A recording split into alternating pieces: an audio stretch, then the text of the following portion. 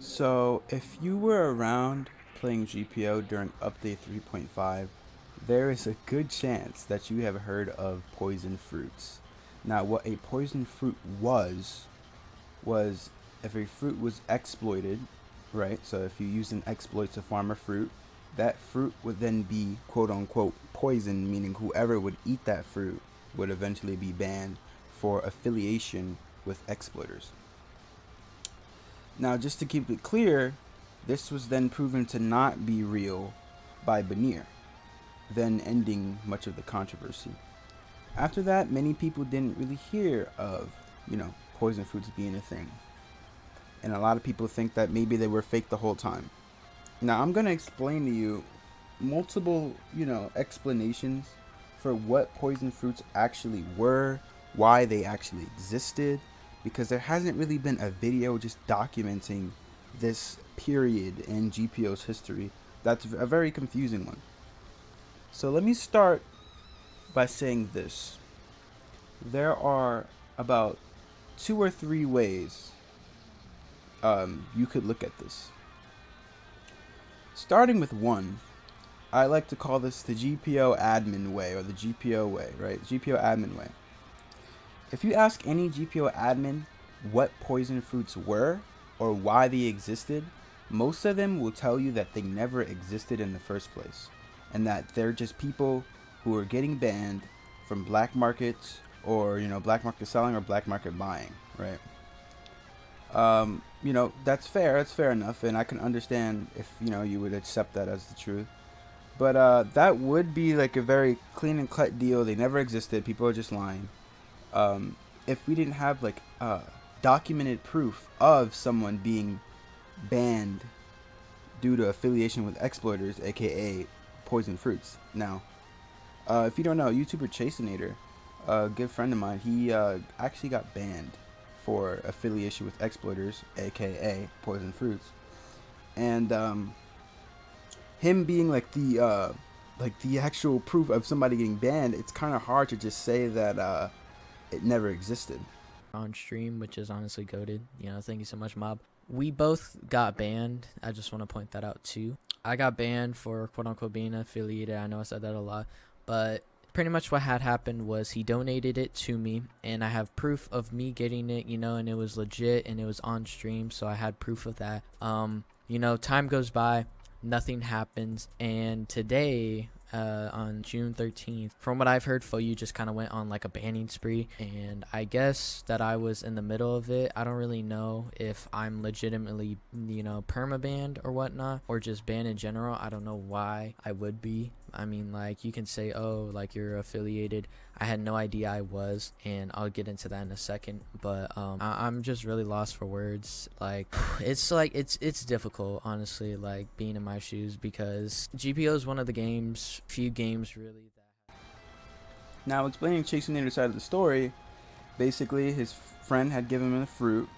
He ate that fruit, and a couple days later, he got banned. Trying to find out why he was banned, he found out that he got banned for association with exploiters.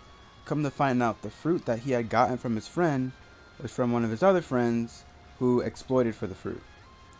Now, if you paid attention to what I was saying, this was like a third or fourth hand fruit. Like, this fruit was like, third or fourth hand. So clearly Chaseinator hadn't exploited for it or bought it, basically. So it's kind of clear that he didn't, unless he's lying, which I really don't see why he would make up this elaborate lie. And even if he was lying, he would still be banned today, which he's not. But back to the story, he had gotten the poison fruit from one of his friends, and basically his friend had passed it on to him without telling them that they were poisoned.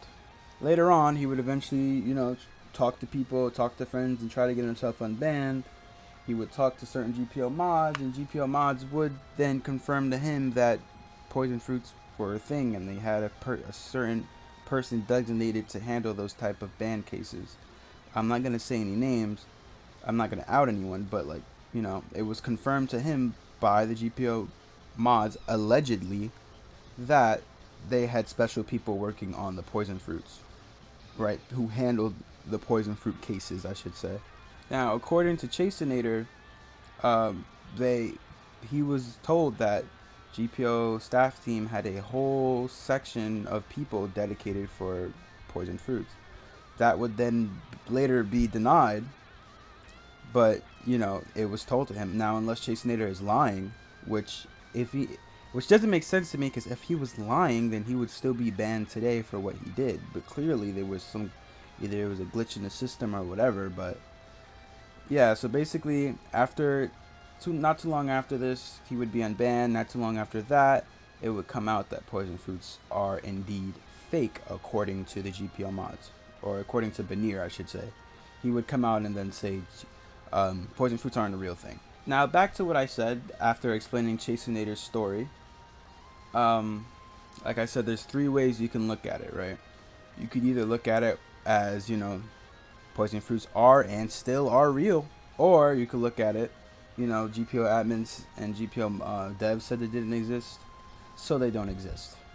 Or, and this is how I look at it as poison fruits were real and poison fruits were an enforced thing, but after all the controversy something like that had caused, after a while, maybe they stopped enforcing it and decided to say, you know what, let's just say they never existed, just to completely kill this controversy, and let's not ban people for eating exploited fruits, because it could be a second, fourth, third, fourth, fifth hand fruit, and somebody who has nothing to do with exploiting could get banned.